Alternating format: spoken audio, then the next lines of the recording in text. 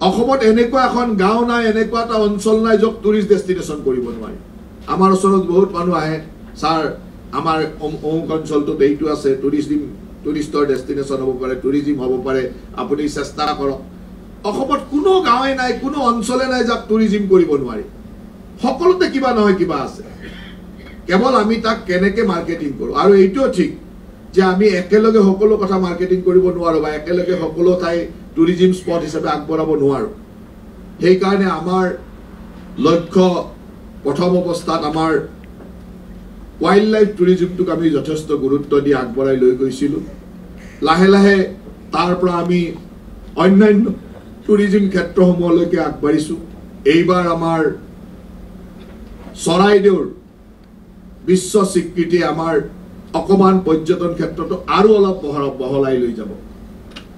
প্ৰথমতে আছিল যে অসমত অকল যেন বন্যপ্ৰাণীয়ে আছে এনেকুৱা ধৰণৰ, কাৰণ দুখন ইউনেস্কো হেৰিটেজ বা বিভিন্ন ধৰণৰ বন্যপ্ৰাণী উদ্যান, নেশ্যনেল পাৰ্ক আদিয়ে তেনেকুৱা ধৰণৰ মেছেজ এটাই দি দিছিলে। এতিয়া লাহেকৈ চৰাইদেউৰ বিশ্ব স্বীকৃতি, এতিয়া অসমত যে আৰ্কিঅলজিকেল চাইট, কালচাৰেল চাইটো চাবলগীয়া আছে, এই কথাবিলাকো গুৰুত্বপূৰ্ণ কৰি তুলিব।